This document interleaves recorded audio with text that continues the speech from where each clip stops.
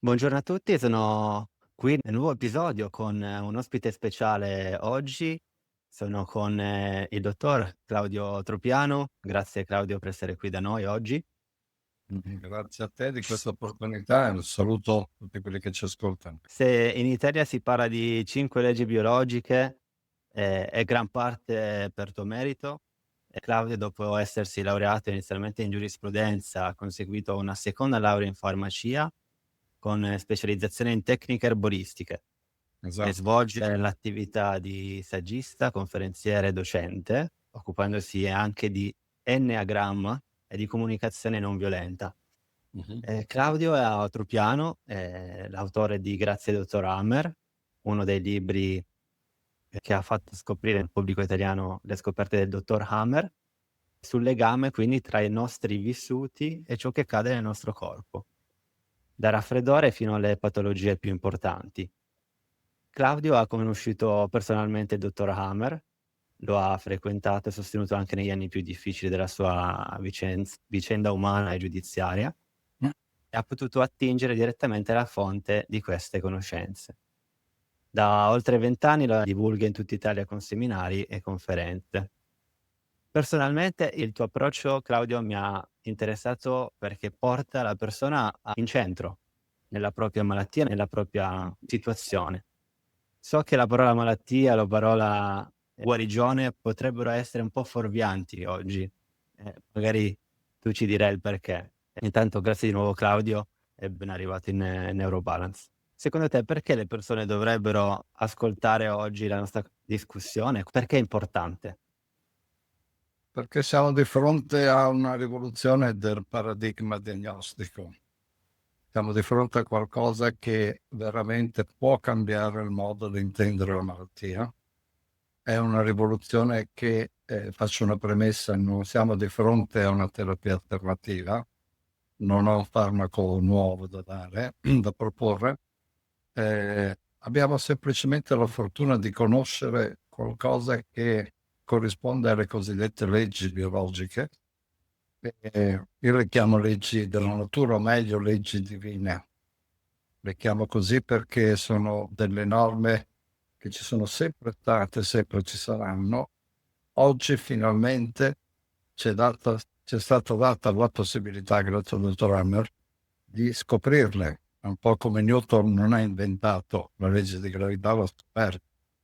E quindi siamo di fronte a qualcosa che, se verificato, ci dà la risposta al 100%. Può sembrare presuntuoso dire 100%, ma, siamo di fronte a delle leggi, ripeto, che sono riscontrabili, verificabili, basta solo sedersi a un tavolo e cominciare a far le verifiche.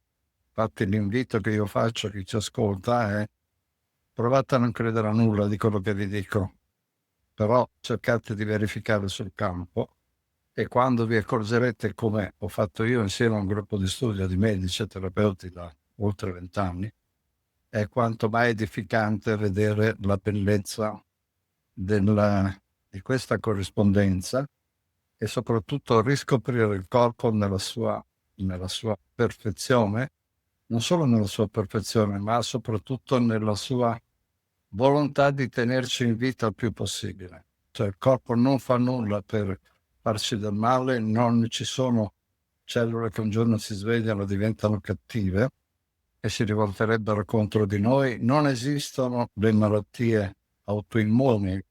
Qui siamo di fronte a un paradosso della medicina che, scusate, che non sapendo come definire certe patologie, dice che il sistema immunitario, che funzionerebbe da difensore, a un certo punto diventa aggressore.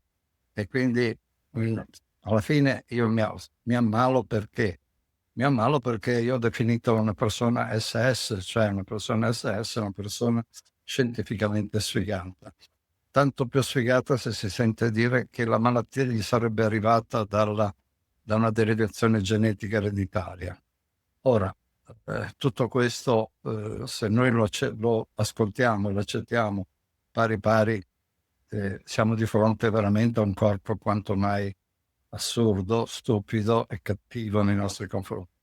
Ora, quello che vorrei passare da rispondere alla tua domanda, perché mi piacerebbe estendere questa conoscenza, perché io mi considero un fortunato e ogni volta che faccio un seminario, comunque faccio divulgazione e riesco a portare questa novità, veramente stiamo iniziando a cambiare il modo di intendere la medicina. Quindi è veramente bello scoprire come noi rientriamo in un contesto della natura che fa di tutto per tenerci in vita. E faremo anche insieme faremo un viaggio nel corpo umano, nella mente umana, in questo incontro. Spero magari dopo questo incontro di poter provocare un confronto con chi ci ascolta e io mi rendo veramente disponibile a fare i piccoli passi insieme. Quindi ben venga questo confronto, perché quello che noi chiediamo da tanti anni. Nel 2006 andai insieme ad altri 6 medici al Ministero della Salute per chiedere questo confronto. Siamo nel 2026, stiamo ancora aspettando la risposta. Ribadisco un concetto: non è in contestazione la medicina ufficiale. La medicina ufficiale nel suo progresso scientifico-medico è a dir poco straordinario, ci sono tanti farmaci che sono dei salvavita, non parliamo poi degli interventi chirurgici che sono provvidenziali, ma finché noi lavoriamo solo sul sintomo del corpo, per togliere il sintomo, e non andiamo a scoprire qual è la causa, è come, io ho fatto la metafora, è come asciugare un pavimento con degli strascichi con il rubinetto aperto, e allora serve a poco. Invece qui siamo di fronte veramente all'origine di quello che attiva un programma fisiologico del corpo, e oggi faremo qualche esempio, e cominceremo a verificare. Comunque non vado oltre questa dinamica tra medicina ufficiale e leggi biologiche. Le persone conoscono, vanno, si accedono a quelli che sono i classici canali dei media. Di Hammer si parla di tutto e di più, nel bene e nel male, ma vorrei solo far rilevare una cosa: quando i media si mettono in gioco, che siano i canali social, che sia la televisione, che siano i giornali, non c'è mai spazio per un confronto, è sempre una versione unilaterale. Mi fermo, non dico altro, perché di fatto di fronte a una rivoluzione di questo genere il sistema può e ha diritto ad aver paura che si cambi. Ora, quello che vorrei fare insieme a voi è questo viaggio nel corpo umano. Devo solo proporvi una visione diversa con cui si analizzano le cosiddette i disturbi fisiologici, le malattie, che non sono solo le malattie fisiche. Me l'ho scoperto anche il perché di tutte quelle che sono le modalità comportamentali psichiche, quindi parliamo di malattie psicologico-psichiatriche, che finalmente riusciamo a capire perché assistiamo a situazioni cosiddette patologiche. Parlo di l'autismo. Nessuno sa la causa dell'autismo, grazie ad Hammer sappiamo qual è la causa. La bulimia, l'anoressia, la megalomania. Perché assistiamo tutti i giorni a situazioni di raptus, di violenza, che sono quasi ingiustificati, eppure fanno parte di un programma biologico ben preciso. Compreso un atto estremo, che adesso non entro nel tecnico, che c'è un caso di suicidio che paradossalmente è biologico. C'è un caso in cui una persona si suicida veramente, e lì ci sono delle motivazioni ben precise che, guarda caso, le cause sono verificabili al 100%, e questo è affascinante. Ora, Molto interessante, Claudio. Secondo me, prima di iniziare, per quelle persone che non sanno che cos'è quali sono queste 5 leggi biologiche, hai detto insomma la loro importanza adesso. Vuoi magari introdurci, Claudio, su questo argomento, in grandi linee, e poi entriamo nello specifico? Cosa sì, sono le 5 leggi biologiche o la nuova medicina germanica? sì, di fatto la scoperta di Hammer nasce, credo che questo tutti lo sappiano, dall'evento della morte del figlio, che per lui è stato un evento scioccante che gli ha determinato quello che è l'insorgenza di un teratoma in un testicolo. E lui si è semplicemente posto la domanda: possibile che mi è venuto il teratoma subito dopo la morte di mia figlia? E da lì ha cominciato a studiare i casi che poteva verificare dalla lettura delle TAC cerebrali, se ci fosse qualche rilievo a livello di o di TAC o di risonanza magnetica che potesse dimostrare che nel cervello, a fronte di una patologia, c'era qualcosa che dimostrava il nesso causale tra psichico. Lui da solo, dopo po' di anni di studio, è riuscito finalmente a rimappare tutta l'area cerebrale e di fatto adesso noi ci ritroviamo con la possibilità di leggere un attacco cerebrale, individuando esattamente dove sono i relè corrispondenti all'evento fisiologico. Ora noi abbiamo degli strumenti molto più importanti, tipo una risonanza magnetica, una PET, sono tutti strumenti che ai fini diagnostici sono molto più dettagliati. Non è questo il valore della ricerca di Hammer. Il valore della ricerca che ha fatto è quello di dimostrare che il nostro cervello è suddiviso in diversi distretti, che in particolare sono quelli classici, che sono una parte del cervello ai relè di tutti gli organi dell'endoderma, una parte del cervello di quelli del mesoderma e una parte quelli dell'ectoderma. Tutti questi relè lo si possono verificare, ma la cosa più interessante che ho scoperto non è tanto quella di dimostrare il nesso causale tra psiche e corpo. Perché attenzione, una volta che io ho scoperto che il tumore ai polmoni non mi è venuto così perché per l'inquinamento, piuttosto per uno stress o per la sigaretta o per tante altre cause che vengono accampate, ma mi è venuto per un determinato conflitto che ho vissuto, non è che mi sono spostato molto, ho solo dimostrato il nesso causale tra l'evento e la patologia. La vera scoperta che ha fatto Hammer è che il processo che ha attivato il corpo è un processo biologicamente sensato. E questo è per me importante specificare a chi ci ascolta che c'è molta confusione nella divulgazione di queste scoperte, perché si parla spesso in modo inappropriato del conflitto psicologico. No, qui non si tratta di conflitto psicologico, si tratta di un evento molto particolare che ha delle caratteristiche che non hanno nulla a che fare con la psicologia, ma con la biologia. E voglio spiegarmi meglio. Sto parlando di quell'evento che Hammer ha definito DHS. DHS sono un acronimo in omaggio del film, vuol dire sindrome di Dirkhan. Che cos'è la DHS?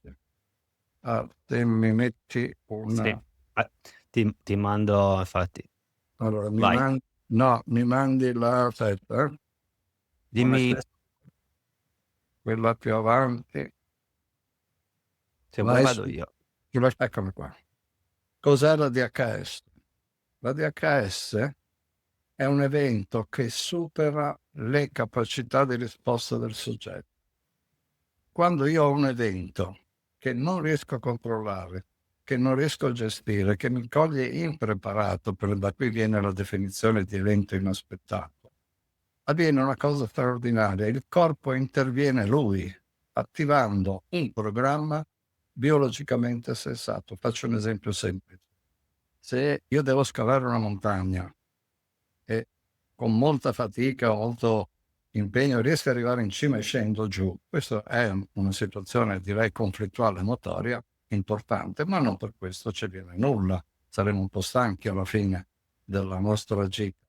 Se invece io cammino per strada, inciampo in un gradino di 2 centimetri che non vedo, nel momento in cui inciampo e sto cadendo non mi soffio il naso, non mi gratto un orecchio.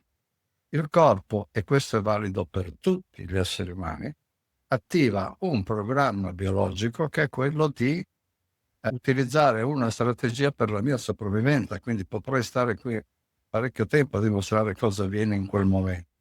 Io perdo la capacità di risposta di quell'evento e proporzionalmente alla mia capacità di ripristino del mio equilibrio, quindi del controllo, io subisco una attivazione motoria che sarà uno scarico di adrenalina, una contrazione motoria, avrò una tachicardia, allungheremo tutte le braccia, ma questo programma qui, chi lo fa? Non è la nostra volontà. È questo uno di tanti programmi che sono codificati nel nostro DNA, che si attivano per noi, per la nostra sopravvivenza. Quindi anche una proliferazione cellulare, anche un aumento di zuccheri nel sangue, e potrei andare avanti così con tutte le malattie. Sono le risposte biologiche degli eventi che io non sono in grado di gestire. Cosa succede? Che il secondo passaggio, risultati diversi a seconda della capacità delle persone di mettere in campo risorse per gestire e controllare lo stress.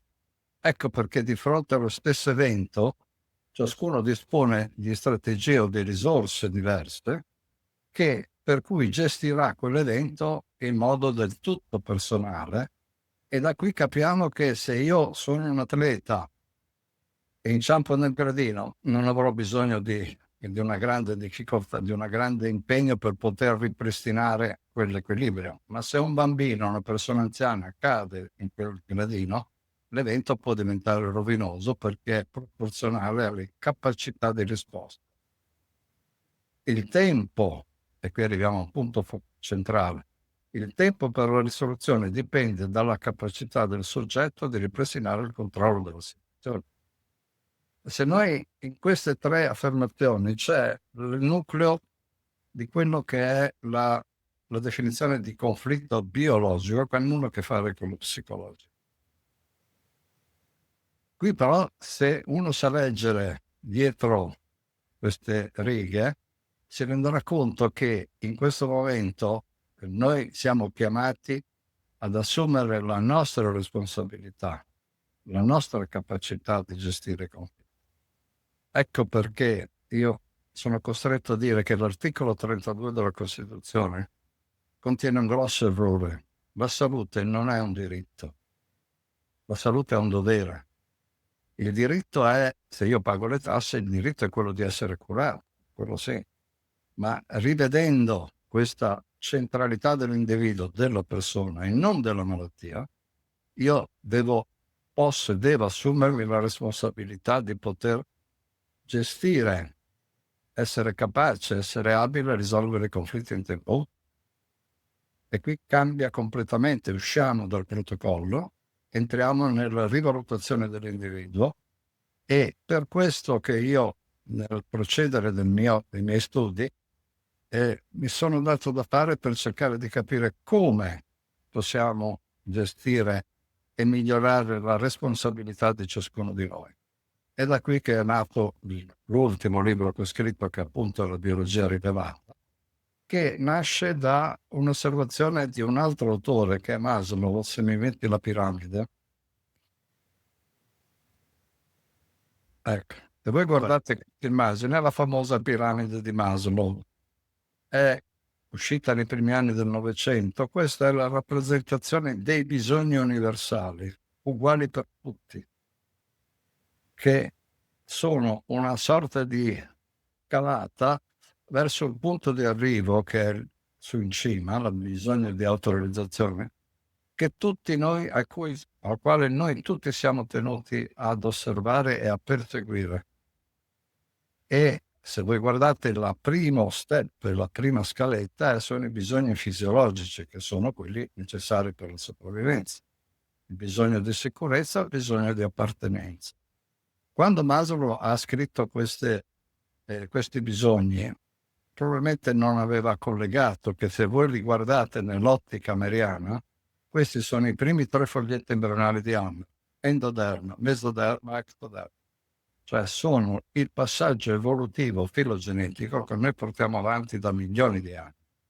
E questa scala di ascesa verso un miglioramento del nostro della nostra personalità, oltre che essere uguale per tutti, contiene delle regole ben precise. Non si può bypassare una di questi step, ma appena noi abbiamo risolto uno di questi, automaticamente passiamo al secondo. Finito il secondo, automaticamente passiamo al terzo. E queste prime 3 bisogni, che sono, ripeto, biologici, uguali per tutti, sono una rappresentazione dei conflitti dell'endoderma. Ecco, qui vedete il collegamento, per adesso mi fermo ad una descrizione sommaria, ma vedete che i 3 foglietti embrionali si chiamano foglietti perché sono la raffigurazione dell'origine embrionale del nostro corpo. La parte gialla sotto è la parte dell'endoderma dove noi siamo tenuti a risolvere tutti i conflitti per la sopravvivenza. Parlo del cosiddetto boccone per la sopravvivenza. Noi, prima di affrontare qualsiasi valore di crescita, valore spirituale, prima dobbiamo mangiare, prima dobbiamo nutrirci. E questo è anche a livello evolutivo, attraverso milioni e milioni di anni c'è stata questa evoluzione fisiologica. Quindi i primi conflitti sono quelli del boccone, il secondo, quelli del mesoderma, si suddividono in 2 parti. C'è il bisogno di protezione, allora il nostro corpo è andato a strutturare tutta una serie di organi utili, necessari per proteggere il nostro corpo. Mi riferisco al pericardio, peritoneo, alla pleura e a tutto il derma che in fondo protegge il nostro corpo. Questi sono strumenti, sono organi necessari per difendermi dagli attacchi. E quando io subisco un attacco con le caratteristiche della DHS che vi ho detto prima, questo tessuto cosa fa per difendersi? Non fa la malattia, fa un ispessimento necessario per la protezione dell'attacco. Finito l'attacco, il processo si ridurrà. La seconda parte di questo mesoderma è tutto quello che riguarda il conflitto di svalutazione, perché entriamo già nel branco, entriamo nel gruppo, dove io devo rendermi utile a partecipare alla vita del branco, e lì vivo tutti quelli che sono i conflitti, se riesco o non riesco ad assolvere la mia funzione biologica di appartenenza. E qui Claudio, scusami se ti interrompo, sul conflitto di svalutazione, magari ti farei qualche domanda o adesso o dopo, perché il podcast che insomma conduco è mirato ai dolori cronici persistenti, no? Quindi, però stiamo parlando di dolori muscoloscheletrici, dove so che questo conflitto di svalutazione è molto preponderante nel dolore al mal di schiena, cervicalgia. Sì, qui Quando parli di svalutazione, cosa intendiamo? quando io non riesco ad assolvere la mia funzione di appartenenza al gruppo. Io mi sento svalutato nel giudizio che ricevo dagli altri, nel giudizio che io do a me stesso, che non sono abbastanza bravo a fare quello che devo. Ed è di nuovo una situazione di non riuscire a. Allora cosa succede? Gli organi che dipendenti da questo foglietto embrionale sono proprio quelli che hai detto tu, sono le articolazioni, i muscoli, i linfonodi, i tendini e tutta una serie di tessuti che servono ad assolvere questa funzione che io sono chiamato a svolgere. Se io non riesco a fare quel tipo di lavoro che sono chiamato a integrare, a fare per la mia identità di appartenenza, cosa succede a questo tessuto? Durante la fase conflittuale si ha una riduzione tessutale. Se io riduco è perché il corpo riceve l'input e non sono capace a. Quando poi io risolvo il conflitto, il corpo ritorna a produrre, allora abbiamo una riparazione del tessuto osseo con una proliferazione, una riparazione tramite l'infiammazione, una riparazione tramite una ricostituzione di questi tessuti. Dove il sintomo del dolore, e qui c'è una parte, grande parte della rivoluzione portata dalle leggi biologiche, cosa serve il dolore? Il dolore serve semplicemente a farmi stare fermo nella misura in cui il corpo deve consentire la fase di riparazione. Chiaro che la medicina ufficiale mi può aiutare moltissimo in questa fase, ma il vero valore aggiunto per ridurre il dolore è togliere la paura.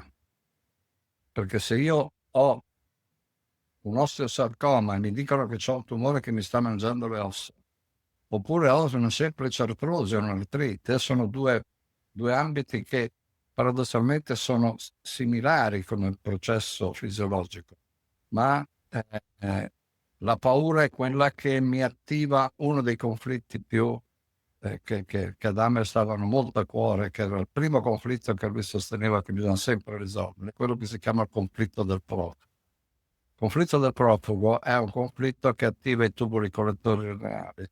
Cioè, quando io entro in uno stato di smarrimento, di panico, paura, io trattengo i liquidi. È chiaro che se sono in una fase di riparazione di un tessuto di questo genere, il dolore aumenta.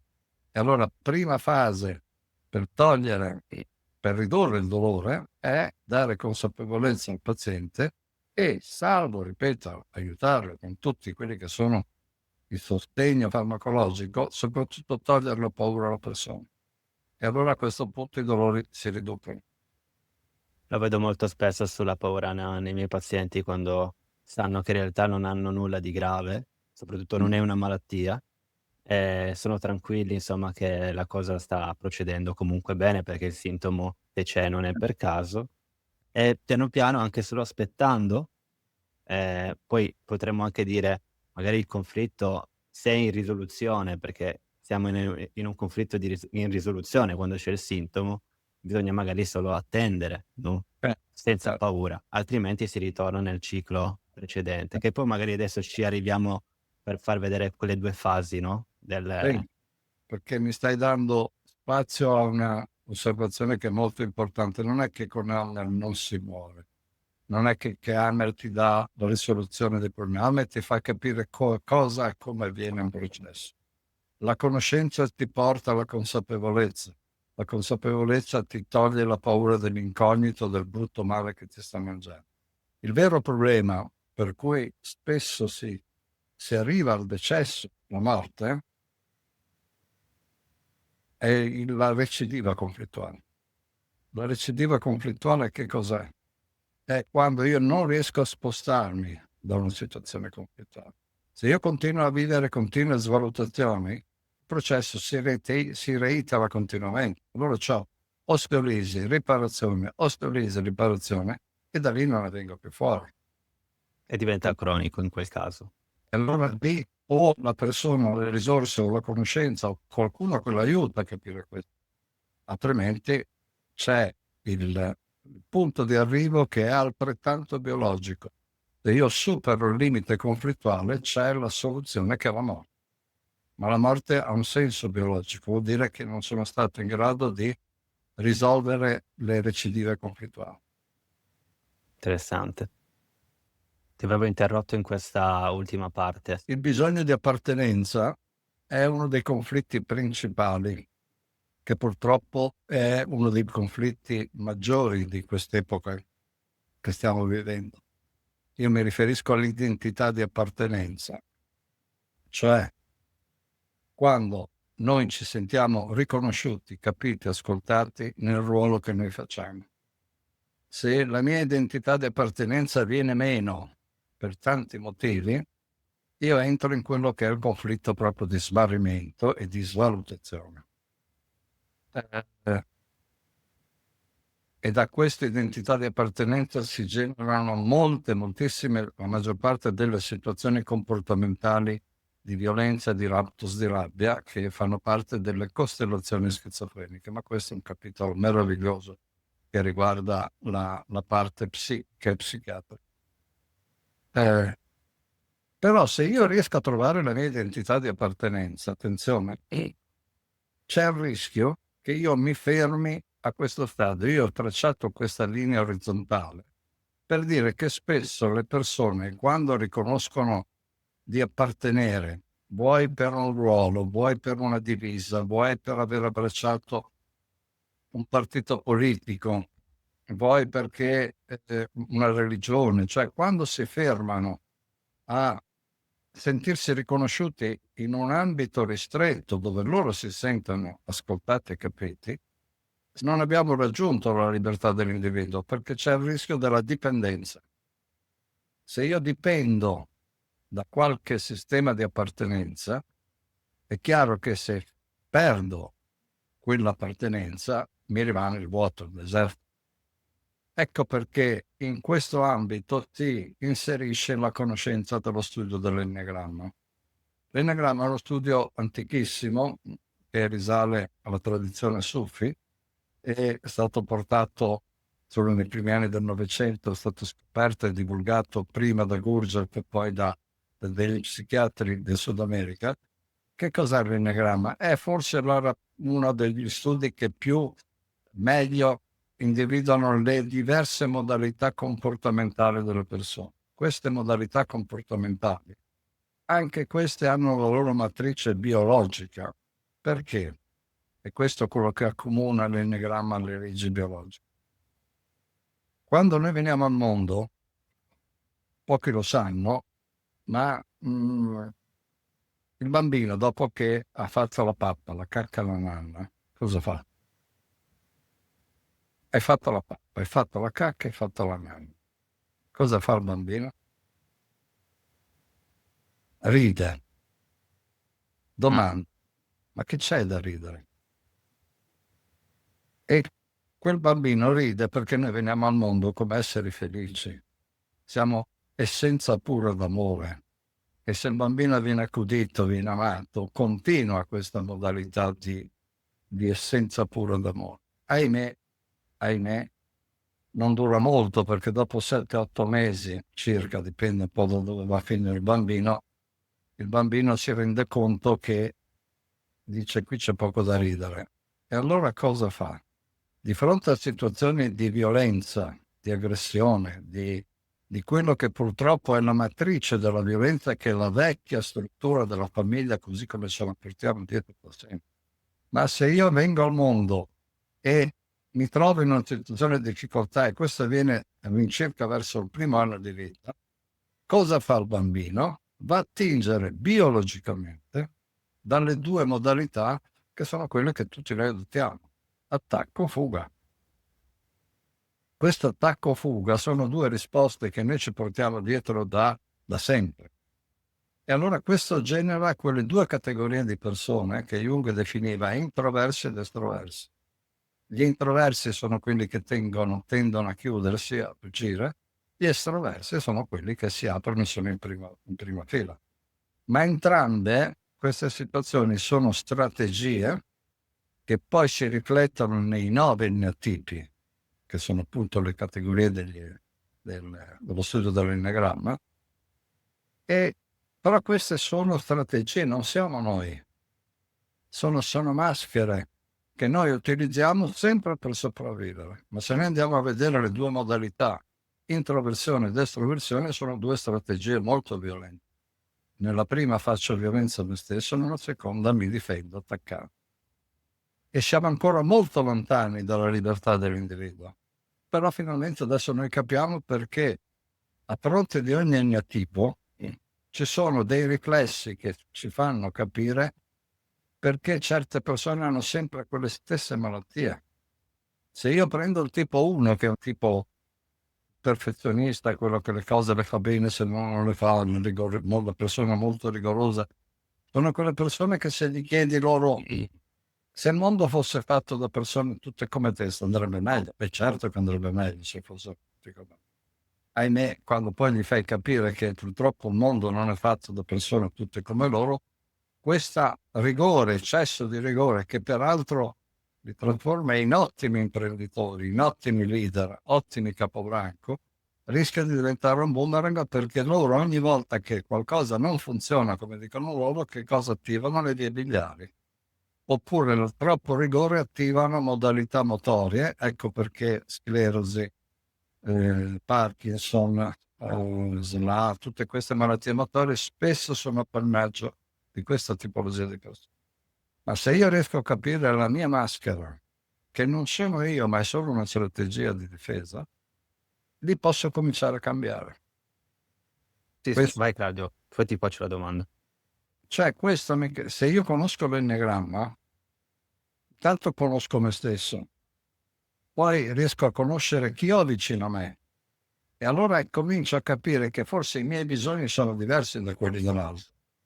E questo mi dà l'anticamera della terza materia, che è la comunicazione non violenta, di cui parleremo tra poco. Volevo capire nell'enneagramma quante tipologie abbiamo, cioè di personalità.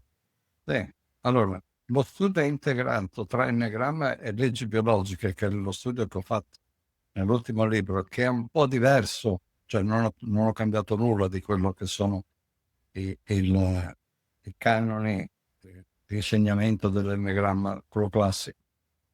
Eh, Ci sono tante domande, quando io feci la formazione sull'enneagramma, tante domande a cui non ricevevo risposte, che grazie allo studio della legge biologica ho potuto capire. Cioè, gli enatipi sono 9, ma sotto ogni enatipo ci sono 3 sottotipi. A fronte dei 3 sottotipi ci sono, quindi andiamo a 27. Se poi aggiungiamo una cosa che qui la dico, e qui è una scoperta che ha fatto Hammer, che meriterebbe da solo un premio Nobel, che la natura non ha fatto a caso i mancini dei streamer. Se tu chiedi a un medico, devi sapere chi è davanti a te, se è un mancino o un streamer, dice: ma cosa c'entra essere? La natura fa un po' così, un po' così. No, tra l'altro non avete idea di quante persone pensano di essere destrimane, ma sono mancina, perché non è lo scrivere con la mano destra, è bisogna fare il test dell'applauso. Quando io batto le mani, se picchio la destra sulla sinistra sono destrimane, ma se picchio la sinistra sulla destra sono mancina. Al di là di sapere che cosa sei, è importante questo, perché se voi chiedete a un medico perché mi viene una malattia a destra o a sinistra del corpo, perché una donna ha una cisto ovarica all'ovario destro o sinistra, o perché ha un tumore al seno destro o sinistro, o perché mi fa male il braccio destro anziché sinistro. E qui loro dicono: a me il corpo fa un po' così, un po' là. No, c'è una ragione ben precisa e verificabile. Per cui io, se ho una persona che ha un dolore o un processo sull'emiparte destra o sinistra, so con chi ho avuto il conflitto con la persona. E questo basta mettersi lì e verificarlo. Io sono quasi 25 anni che ascolto le persone, ma non c'è mai stato un caso che non ci sia questa corrispondenza del nesso causale tra conflitto e organo. Se ho dolore se ho dolore, Claudio, scusami, alla spalla destra, non posso semplicemente dire: "Ah beh, la spalla destra", devo capire se sono destrimane o se sono Esatto. E mancino, poi okay. no, sulla spalla ci sono 3 punti diversi, c'è la parte dietro, la parte sopra e la parte davanti. E lì ho 3 conflitti diversi. Ma se so che a destra e ho di fronte a me una persona destrimane, io so che il conflitto questa persona l'ha avuto o col partner o con il papà. Se c'è la sinistra è o mamma o figlio. Adesso non ho il tempo tecnico di spiegarvi, perché questa ripartizione del riflesso del sintomo viene da un'evoluzione filogenetica di milioni di anni, in particolare dalla modalità di allattamento, e questo è a dir poco affascinante.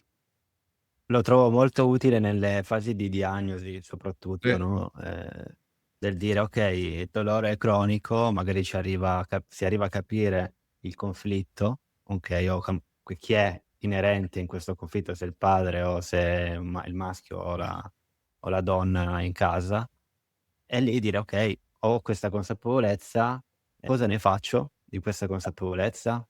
Allora, come si risolve un conflitto? Un conflitto, proprio perché è biologico e non psicologico, non lo risolvo perché lo conosco, non lo risolvo perché voglio risolverlo. Devo modificare le condizioni. Allora, e qui mi riaggancio, per chi non conosce la materia, questa è la curva bifasica di tutte le malattie, dal brufolo sino al più grosso tumore. La medicina non conosce la parte azzurra, non conosce la DHS, conosce solo la fase sintomatica, che è la prima curva rossa, che è la fase PCLA, ma la conosce solo perché si manifesta. Allora, se voi guardate le due estremità di questa curva, sono le cosiddette fasi normotoniche, cioè quando la vita è cadenzata da un processo. Voi sapete che tutti gli esseri viventi, tutto ciò che è vita, perché sia in vita, è rappresentato sempre da un processo bifasico. Onda lunga, risacca lunga, respiro lungo, cioè un giorno e una notte. La vita è una successione di curve bifasi. Guardate il movimento dei pianeti, il movimento rotatorio è un'andata e un ritorno. Ma questa, nella fattispecie, può rappresentare la vita nostra di tutti i giorni. Quando viene quell'evento di HS, ripeto, quell'evento che mi coglie impreparato e io non ho la capacità di risposta, cosa succede? Che interviene il corpo e quella fase azzurra è la fase della durata e dell'intensità del conflitto attivo. Questa fase qui, per lo più, non in tutte le patologie, ma per lo più è una fase asintomatica, perché il corpo giustamente dice: sei in una fase di conflitto attivo, non ti posso dare dei sintomi che ti fermano e ti ostacolano la soluzione del conflitto. Se volete, c'è sono due sintomi che per lo più prevalgono in questa fase. La prima è il primo sintomo quando le mani e i piedi freddi, non perché fa freddo fuori, ma perché ho una vasocircolazione centripeta per portare più sangue al cuore e ovviamente i distretti terminali ne risentono e posso avere mani e piedi freddi. Ma per lo più il sintomo è quando io non dormo di notte, o meglio, vado a dormire, dormo 2 o 3 ore e poi mi sveglio e non dormo più. Quella è la fase conflittuale. Quando io risolvo il conflitto, e ripeto, non lo risolvo perché voglio, ma perché modifico le condizioni che mantengono attivo, allora passo dalla fase azzurra alla fase rossa, che è la fase vagotonica. Allora, a seconda di quale organo ho toccato, a seconda dell'intensità e della durata del conflitto, io ho questa fase vagotonica rappresentata da queste due curve rosse, che è la fase di guarigione, che purtroppo la medicina intende come malattia. Prendiamo un esempio semplice, un banale raffreddore. Il raffreddore non l'ha mai guarito nessuno, perché il raffreddore non è una malattia, è la fase di guarigione di un'ulcera della mucosa nasale che avviene durante la fase azzurra quando io vivo un conflitto di paura incognita. Non c'entra, signore, mi spiace dirlo, non c'entra il freddo, non c'entrano i virus, non c'entrano tutto quello che ci viene propinato. È chiaro che se io ho una carissima amica che prima di conoscere la legge biologica aveva il terrore di entrare in un supermercato con l'aria condizionata. E lei ogni volta che era costretta viveva la paura incognita di prendersi il raffreddore e gli veniva. E beh, diceva che è colpa dell'aria condizionata. Da quando ho capito questo, il processo si è invertito. Anch'io da quando ero piccolo, mia mamma mi diceva: mettiti la maglietta di lana se non ti prendi il raffreddore. E quando poi sei sudato e ti prendi la corrente d'aria, lì hai pochi giorni di vita. Però il raffreddore, quando io vivo una paura incognita, perché attivo la mucosa nasale? Perché non vedo, non sento, non tocco dov'è il pericolo e vado a annusare. Riduco la sensibilità sino a ulcerare la mucosa. Questo in fase attiva. Quando risolvo il conflitto, cosa fa un'ulcera di una mucosa? Ripara. Sulla mucosa nasale ho la formazione di muco e c'è il virus, sì che c'è il virus, il coronavirus, adenovirus, tutti questi virus che non sono la causa del raffreddore. Sono quei virus che hanno una funzione enzimatica tramite il muco di riparare quella mucosa. E infatti tu puoi prendere tutti i prodotti che vuoi, prendeteli quelli lenitivi, ma il raffreddore non lo interrompi nella sua durata di guarigione, perché non puoi guarire la guarigione. Quindi ho la prima fase in cui ho anche un po' di febbre, sì. La febbre cosa serve? Serve semplicemente ad accelerare un processo di riparazione. Adesso c'è questo terrore, specialmente delle mamme, di ridurre le febbri. La febbre è utile per fortuna il mondo dell'omeopatia questo lo riconosce ma tante altre tecniche terapeutiche sanno che la febbre non bisogna abbassare. È chiaro che se vado oltre i 40 devo contenere e allora la medicina mi dà una mano. Ma la febbre, non a caso la febbre aumenta dalle 4 di pomeriggio in poi, perché inizia la fase di vagotonica del mio corpo.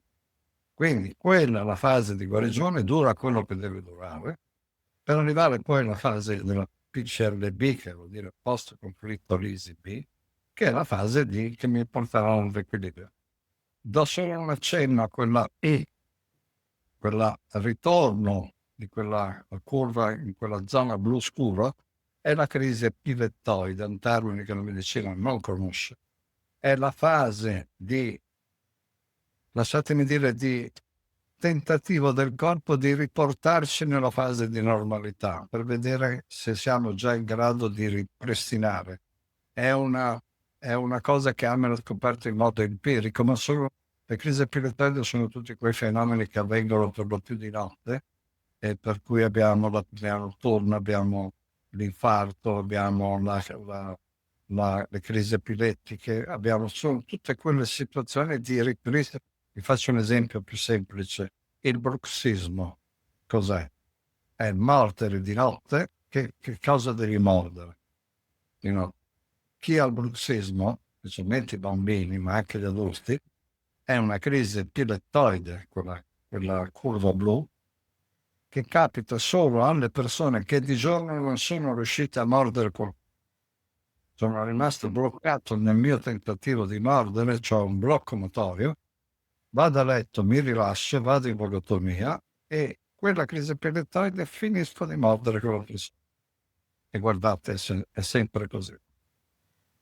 Molto interessante questa parte qua che, insomma della seconda fase la vedo come tempistica uguale alla prima fase, no, puoi dirci qualcosa Claudio sul fatto se noi chiamiamo la seconda fase quella di "guarigione" tra Eh. virgolette, è vero che è della stessa durata della fase del conflitto? Allora, in linea generale ti dico di sì, perché il processo di vagotoria, quello rosso, è direttamente proporzionale alla fase del conflitto. Però dobbiamo tenere conto di una cosa, non è solo la durata del tempo, c'è anche l'intensità del conflitto. Se io ho un grosso conflitto molto forte, che è anche più ristretto, io posso avere una fase vagotonica più lunga. Cioè non è direttamente matematico 3 giorni e 3 giorni. Di regola è questo, ma se ho una fase conflittuale molto forte, la fase vagotonica può anche richiedere più tempo. Ma l'importante è capire che quando sono in questa fase, sono nella fase di riparazione. Mh-mh. Il motivo di aver paura, salvo stare attenti al fatto che uno, non sono di fronte a una recidiva conflittuale che dura continuamente. Due, che non sia una fase conflittuale troppo forte. Tre, che possa avere in questo caso qui, di intensità molto forte, possa aver bisogno di un'azione di contenimento che me lo dà la medicina. Ecco perché il giorno che la medicina, non so se riuscirò a vederlo io quel giorno, mi auguro, ma ho dei dubbi, metterà insieme il suo sapere, il suo progresso scientifico-medico, le sue risorse cliniche, insieme su questa curva, sarà il grande giorno della rivoluzione della medicina. Quali sono le cose che la medicina convenzionale, diciamo, non accetta in queste 2 fasi? Questa è una domanda, la più bella domanda che potessi farmi. C'è un'azione meramente politica. Se io conosco questa curva e so dove sono, io mi tolgo la paura. Se io tolgo la paura, divento una persona libera. E una persona libera non piace tanto. Provate a fare delle domande a un medico per capire un po' di più della vostra malattia. Di solito, a parte qualcuno, ma ci viene detto: lei non si preoccupi, lei ha questa malattia, gli danno questa etichetta, ma lei ci deve dare il corpo, noi glielo ridaremo. Cioè non c'è più partecipazione del paziente alla conduzione della sua fase logotonica. però la medicina, quello che si rifiuta, e questo, gran parte di questo è dovuto al mondo della psicologia, perché posso capire i psicologi che dicono: ma come, noi abbiamo il nostro scibile, la psicologia è totale, noi non siamo arrivati a capire questo. Ma non c'entra niente la psicologia, che è validissima. Qui stiamo introducendo un concetto nuovo di quello che è il conflitto biologico, cioè l'attivazione di un organo del corpo a fronte di una situazione dove noi non gestiamo più la situazione. Però se io capisco questo, io faccio un esempio molto semplice. Nella mia vita io ho avuto 2 coliche renali. La prima non sapevo nulla di questo. E tra l'altro le mie coliche renali, adesso ho capito dopo aver studiato l'enneagramma, perché io sono più soggetto alle coliche renali, perché il mio enneatipo ha più questa fragilità in quest'organo. Ma la prima volta che ho avuto, cosa ho avuto di notte? La famosa crisi epilettoide con una colica renale che non la auguro a nessuno. Allarme, panico, ambulanza, pronto soccorso, andiamo all'ospedale, Buscopan.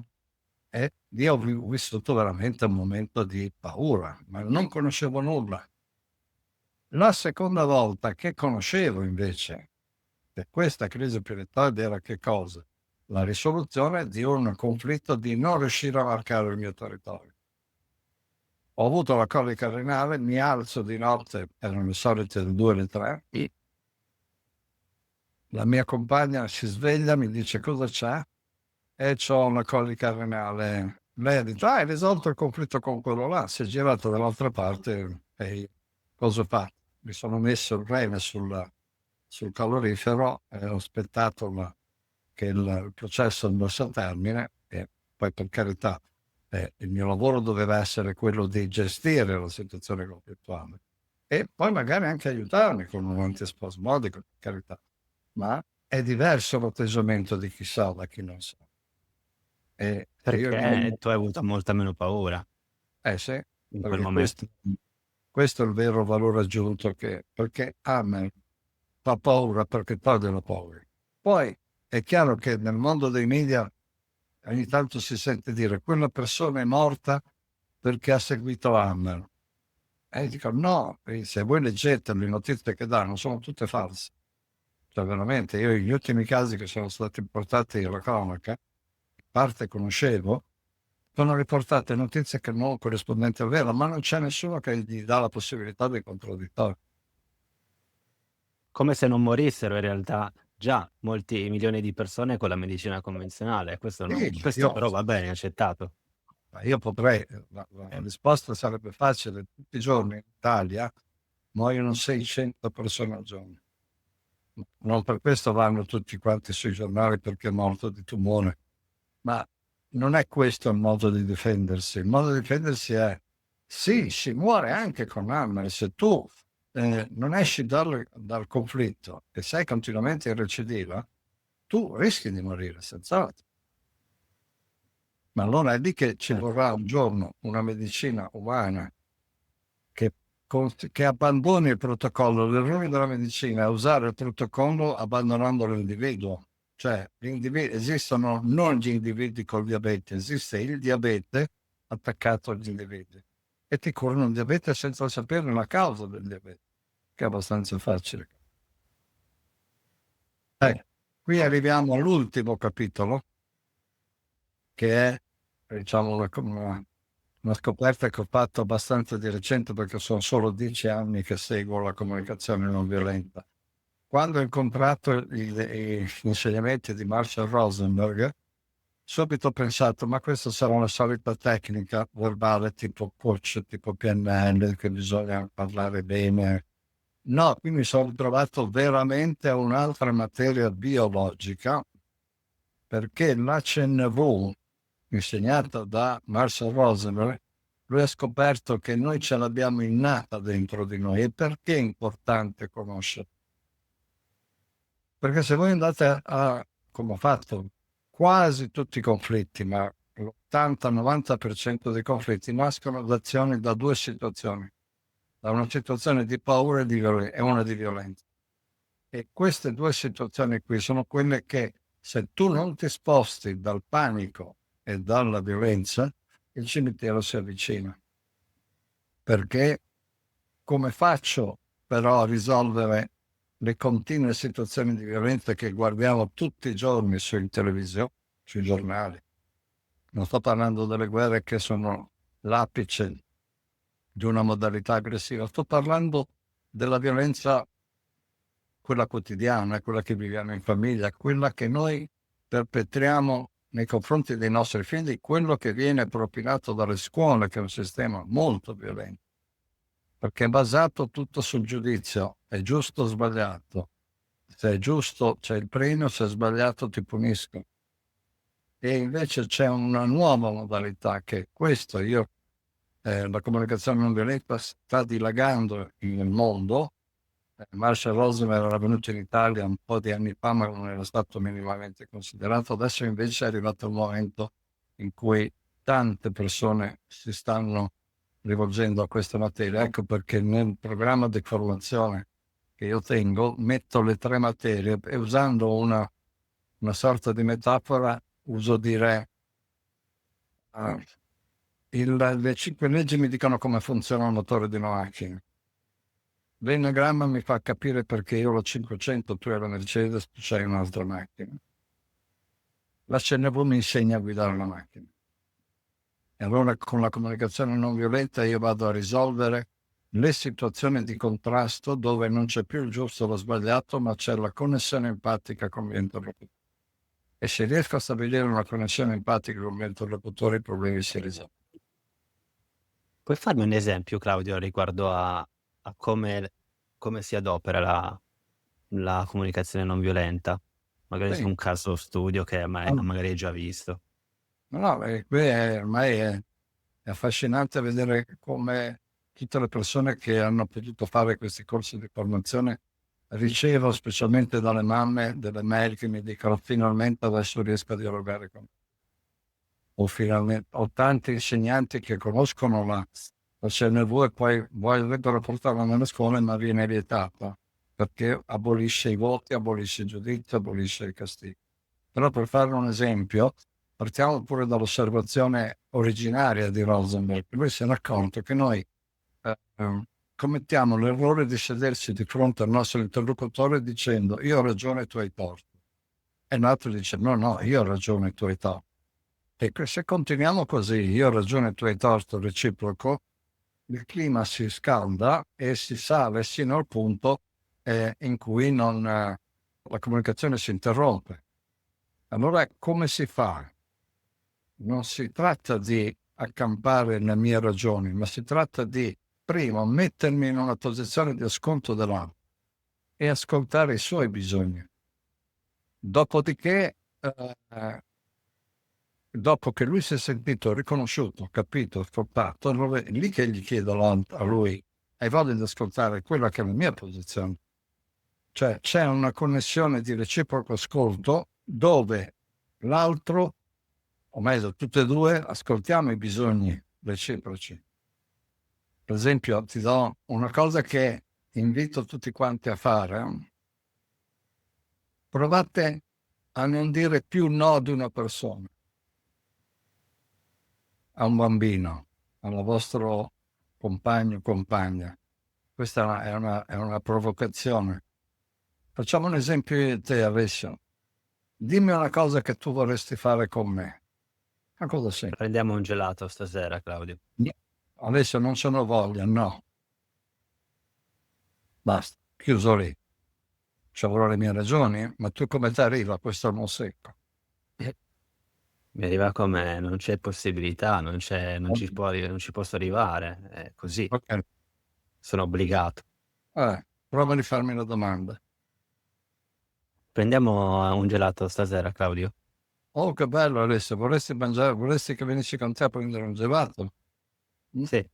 Perché hai voglia di stare con me? Vuoi portarmi a mangiare un gelato in un posto buono? Sì. Mi fa piacere poter condividere con te questo gelato. E mi fa piacere che sentire questo tuo bisogno nei miei confronti. Adesso facciamo una cosa, siccome non vorrei perdere questa opportunità, però io stasera ho un impegno veramente importante. Hai voglia di programmare magari domani sera o domani sera? Vorrei molto volentieri con te. Certo, c'è la possibilità ora. Cioè, ma io ho ascoltato il tuo bisogno, poi ti chiedo di ascoltare il mio.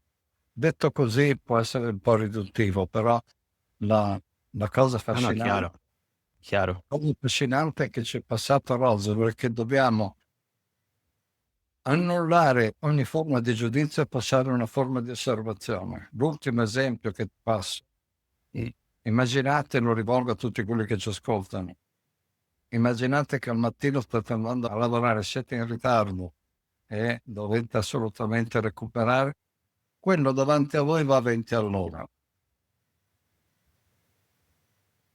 Dentro l'abitacolo esplode tutta la nostra rabbia e ciascuno di noi, in base al proprio genotipo, risponde in maniera diversa. Allora c'è quello più aggressivo, quello meno aggressivo, c'è quello che stambazza, quello che passa e tira fuori il dito medio se riesce a passare, c'è quello che gli dice di tutto, insomma, c'è tutta una reazione dove chi subisce, dove no, chi attiva un giudizio di questo tipo, attiva che cosa? E se questo passa la giornata continuamente ad attivare le vie biliari, non c'è da stupirsi se alla fine della sua vita si ritrova una cirrosi epatica, che non c'entra niente con la bere alcol, ma questo è un capitolo diverso. Cioè, se io passo dal giudizio all'osservazione e io ho quello davanti a me che va a 20 all'ora, ma proviamo a dare empatia a questa persona. Può avere la macchina che non funziona? Può essere appena preso la patente, non è capace di guidare. Forse sta in un momento di scolamento perché è uscito di casa. Forse sta male. Ci possono essere tanti motivi per cui. Però io mi metto in una sorta di empatia verso quello perché tanto non posso cambiare la situazione. Se riesco a superare, supero, va bene, ma se io passo subito dal giudizio all'aggressione e non do empatia alla persona per quello che sta facendo, cambia il mondo. Però Assolutamente.